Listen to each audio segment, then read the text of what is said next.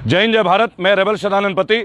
भाइयों और बहनों, 15 अगस्त की स्वाधीनता दिवस, स्वतंत्रता दिवस की आप लोगों को हार्दिक शुभकामनाएं। जैसा कि मैंने आप लोगों से कहा था कि 15 अगस्त से आगाज करूंगा RSNP फाउंडेशन का, आगाज करूंगा उस मूवमेंट का जो देश के लिए समर्पित है, जिसमें करोड़ों लोग, करोड़ों भारतीय, करोड़ों हिंदुस्तानी आपके साथ, हमारे साथ एक साथ जन सैलाब आएगा। लेकिन यह सैलाब कानून के दायरे में, यह सैलाब देश के लिए, देशवासियों के लिए।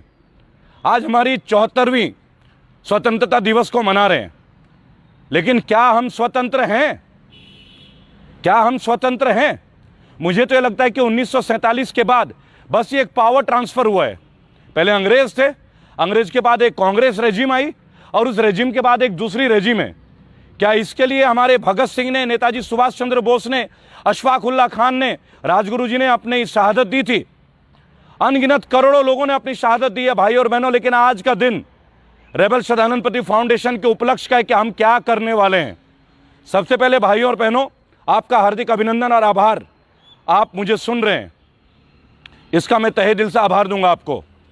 और बताना चाहूंगा एक बात के लिए कि भाइयों और बहनों, ये सफर जब शुरुआत की थी तो मालूम था कि रास्ते में बहुत परेशानी आएंगी और परेशानियां लगातार आ रही हैं। आज से मेरा आगाज शुरू, देश की यात्रा शुरू। तमाम राज्यों में आ रहा हूं और आप रोज मुझे राज्यों में देखते हुए चलेंगे। लेकिन देश में अगर मैं आ रहा हूं तो केवल इस बात के लिए आ रहा हूं कि जहां जहां लोगों के साथ अन्याय हुआ है वहां रेबल है, और वहां अकेला रेबल सदानंद पति नहीं है, वहां करोड़ों रेबल हैं। भाई और बहनों, आज बात करेंगे हमारे देश की स्थिति के ऊपर। आज हमारे देश में क्या दौर चल रहा है, बताना चाहूंगा मैं आपको कि आज हमारे देश में क्या दौर चल रहा है।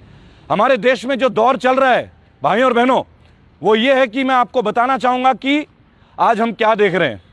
कौमी अखंडता के ऊपर बात करेंगे, कौमी अखंडता के ऊपर बात करेंगे।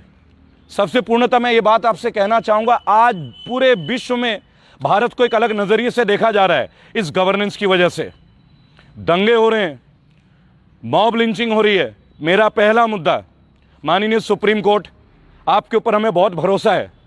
क्यों ना हम गाय को राष्ट्रीय सम्मान घोषित करें। आज तमाम हिंदू, तमाम मुसलमान, तमाम क्रिश्चियन, तमाम सिख समुदाय के, दलित समुदाय के जो लोग हैं, सब चाहते हैं कि आप गाय को राष्ट्रीय सम्मान घोषित कर दें और जितने भी कत्ल खाने वो बंद हो। क्योंकि भारत जो है वो बीफ का सबसे बड़ा एक्सपोर्टर है विश्व में। एक तरफ तो आप कहते हैं कि गौ हत्या बैन करो, तो गौ हत्या अगर आपको बैन करनी है तो पहले आप बीफ इंडस्ट्री को बैन कीजिए। बड़े बड़े नेताओं की है ये बीफ इंडस्ट्री, मुझे कहने की जरूरत नहीं, गूगल करके देख लीजिएगा। लेकिन मरता कौन है? अखलाक जैसा एक साधारण व्यक्ति। लोग शक के दायरे में लोगों को मार देते हैं, गलत है। भाई और बहनों, मैं सभी समुदाय के लोगों से मिलता हूं, सभी का आशीर्वाद प्राप्त है। सभी का कहना है कि रेबल, आप माननीय प्रधानमंत्री से यह आग्रह करें कि गाय को राष्ट्रीय सम्मान डिक्लेयर कर दें और आप एक ही कानून पास करें कि राज्य में कहीं भी गौ हत्या बैन है। लेकिन इसके लिए आपको ये इंडस्ट्री बंद करनी होगी। इंडिया जो सबसे बड़ा बीफ एक्सपोर्टर है, पहले इसे बंद कीजिए, ताकि गाय की वजह से, हमारे गौ माता की वजह से, एक बात है मैं आपसे कहना चाहूंगा, किसी इंसान की हत्या ना हो। हम मानव धर्म को लेकर चलेंगे। मैं किसी धर्म को प्रतीक नहीं मानता, मैं अपने राष्ट्रीयता के ऊपर गर्व महसूस करता हूं। मैं एक भारतीय हूं, भारतीय की तरह जीवित हूं और भारतीय की तरह इस शरीर को त्यागूंगा। भाई और बहनों, आज एक बहुत बड़ा मुद्दा है बीजेपी गवर्नेंस के ऊपर। मैं एक बात कहना चाहूंगा, हम बागी क्यों हुए? माननीय मोदी जी, आपको हमने मौका दिया लगातार 2 बार, आप हमें निराश कर रहे हैं। सिवाय जुमले के कुछ भी नहीं बचा। आज देश हाशिए पे, लोगों पे नौकरी नहीं है, लोग अपने रोजगार के लिए भटक रहे हैं। लेकिन मैं आपसे एक बात कहना चाहूंगा कि आप रोजगार के मुद्दों को लेके अच्छी चीजें मैं आपको बताना चाहूंगा, आप बाकी सारे मुद्दों में आ रहे हैं, आप अपने पॉलिटिकल मैनिफेस्टो को देख रहे हैं, लेकिन क्या आप इस मुद्दे को गौर कर रहे हैं कि देश का युवा सड़कों में क्राइम करता हुआ आ रहा है? क्यों कर रहा है? MBA बीटेक वाले लड़के 20-20 लाख रुपए खर्च करते हैं और फिर 10 से 15 हजार की नौकरी के लिए संघर्ष कर रहे हैं। कहां है आपका एम्प्लॉयमेंट एक्सचेंज? कहां है आपका एम्प्लॉयमेंट एक्सचेंज? कहां है आपका एम्प्लॉयमेंट एक्सचेंज? मैं आपसे पूछना चाहूंगा, कितने लोगों को आपने रोजगार दिया है? क्या एक बार आप लोगों में पब्लिश करेंगे? आप बातें करते हैं 370 की, कितने कश्मीरी युवाओं को आपने अब तक रोजगार दिया, इसके बारे में बात कीजिए। और आपका एक एजेंडा था नारी सुरक्षा, बेटी पढ़ाओ बेटी बचाओ। मैं आपसे एक बात पूछना चाहूंगा, क्या आपने नारी सशक्तिकरण के ऊपर काम किया है? भाइयों और बहनों, आप ये लगा लीजिए बीजेपी की जो MP हैं टोटल, वो 303 है। और इसमें केवल 41 फीमेल एमपीज हैं बीजेपी के, 13.5%। आप नारी सशक्तिकरण की बात करते हैं और आपकी स्वयं की पार्टी में 13.5% सांसद है महिलाओं में।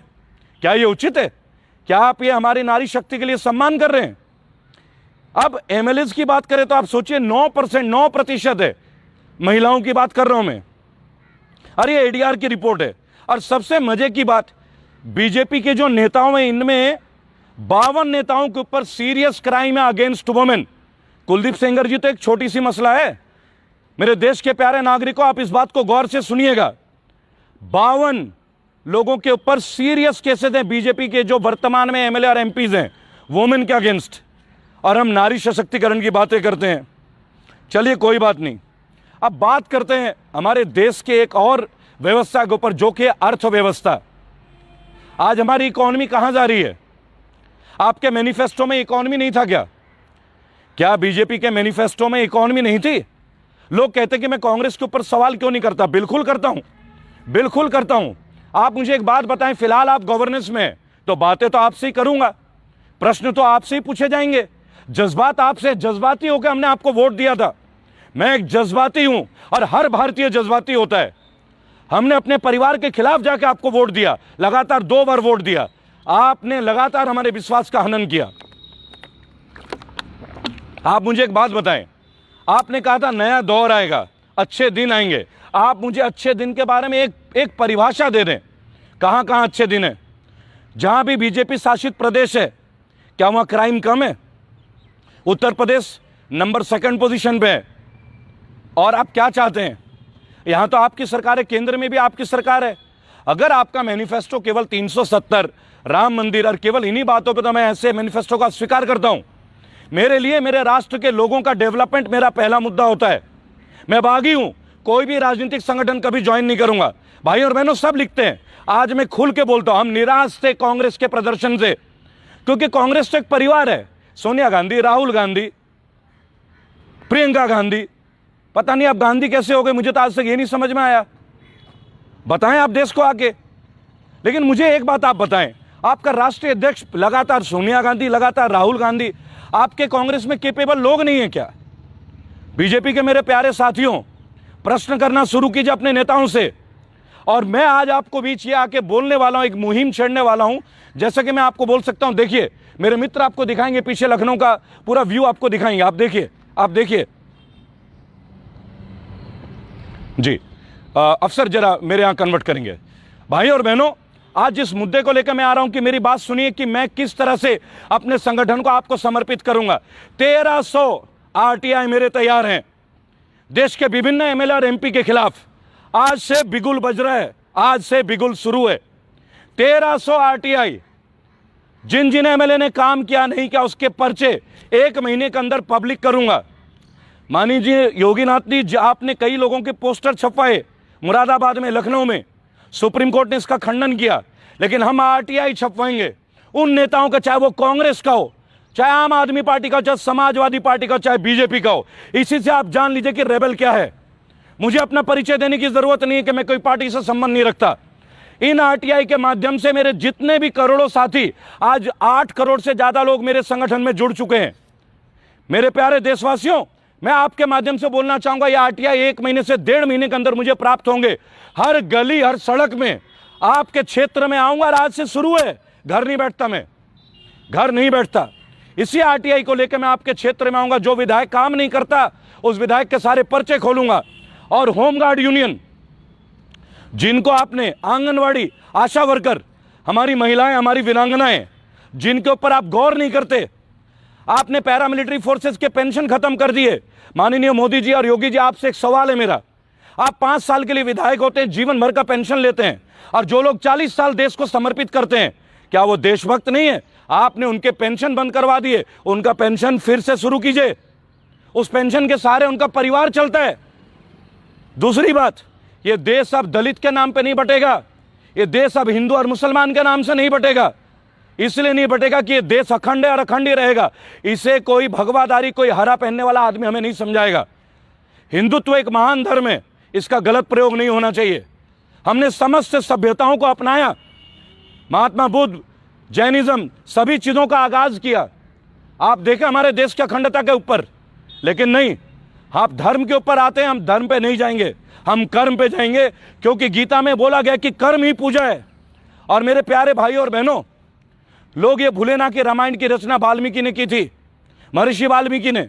मैं मानता हूं, मैं पूछता हूं। और महाभारत की रचना और सृष्टि वेद व्यास जी ने की थी। ये कौन है मुझे कहने की कोई आवश्यकता नहीं है। और आज मैं माननीय कांशीराम जी के स्मारक में खड़ा हूं, इको पार्क लखनऊ में। आपको मान्यवर कांशीराम जी के बारे में मुझे बताने की आवश्यकता नहीं। बाबा साहब भीमराव अंबेडकर जैसे लोगों को मैं मानता हूं, अशफाकुल्ला खान को मानता हूं, नेताजी सुभाष चंद्र बोस को मानता हूं, मौलाना अबुल कलाम आजाद को मानता हूं, सुखदेव को मानता हूं, राजगुरु को मानता हूं। ये रक्त है मेरे अंदर, मुझे नरम भी आता है, मुझे गरम भी आता है। एक बात मैं आज आपसे पूछना चाहूंगा इस वीडियो के माध्यम से, और एक प्रश्न है जो आरटीआई में दाखिल कर रहा हूं, कि केवल महात्मा गांधी जी की तस्वीर हमारे करेंसी में क्यों आती है? हमारे नोटों में भगत सिंह क्यों नहीं दिखते? हमारे देश के करेंसी में हम सुखदेव को, नेताजी सुभाष चंद्र बोस को, अशफाकुल्ला खान को क्यों नहीं देख पाते? आखिर क्यों नहीं देख पाते हम? मेरे साथी युवा जर्नलिस्ट मोहम्मद शकील साहब एशियन न्यूज एनसीआर के साथ जो बहुत ही बेबाकी के साथ मुझे कवर करते हैं, इन्होंने कई बार मुझसे पूछा कि रेबल आप ये बात पूछें कि महात्मा गांधी तो हमारे राष्ट्रपिता हैं, लेकिन वल्लभ भाई पटेल का नाम हमारे करेंसी में क्यों नहीं आता? उनकी तस्वीर क्यों नहीं छपती? नेताजी सुभाष चंद्र बोस की तस्वीर क्यों नहीं छपती? पहले आप कांग्रेस के ऊपर उलाहना करते थे, अब तो आपकी सरकार है। क्या हमारे देश के बाकी जो देशभक्त हैं, स्वतंत्रता सेनानी है, जिन्होंने अपना बलिदान दिया, इनका अधिकार नहीं है? भाइयों और बहनों, ये देश अब मंदिर और मस्जिद नहीं मांगता। इस देश को विश्वविद्यालय चाहिए, इस देश को अब अस्पताल चाहिए, इस देश को वो विश्वविद्यालय चाहिए जहां करोड़ों बच्चे गरीब परिवारों के, मेरे जैसे मध्यम वर्ग के परिवारों के, दलित समुदाय के, हिंदू वर्ग के, सभी, चाहे ब्राह्मण और क्षत्रिय हो, सभी धनवान नहीं होते, उनके बच्चे पढ़ पाए। और जो लोग हमें हिंदुत्व का पाठ पढ़ाते हैं और मंदिर और मस्जिद जाने का रास्ता बताते हैं, उनके बच्चे लंदन में पढ़ते हैं। आप परिवारवाद की बात करते हैं माननीय प्रधानमंत्री जी, हमारे देश के श्री राजनाथ सिंह के पुत्र भी पॉलिटिक्स में हैं। क्या वो फौज में? क्या अमित शाह के पुत्र फौज में? क्या वो एयरफोर्स में? केवल मध्यम वर्ग और गरीब घर का बच्चा फौज में क्यों जाता है? आप जैसे लोगों के बच्चे क्यों नहीं जाते फौज में? एक बंदे का नाम बता दीजिए मुझे जो नेताओं के बच्चे कभी शहीद हुए फौज में जाके लड़ते हुए, चाहे वो चाइना के खिलाफ हो, चाहे पाकिस्तान के खिलाफ हो, चाहे वो आतंकवाद के खिलाफ हो। कोई रिकॉर्ड है आपके पास? कोई रिकॉर्ड नहीं है। कोई रिकॉर्ड है क्या?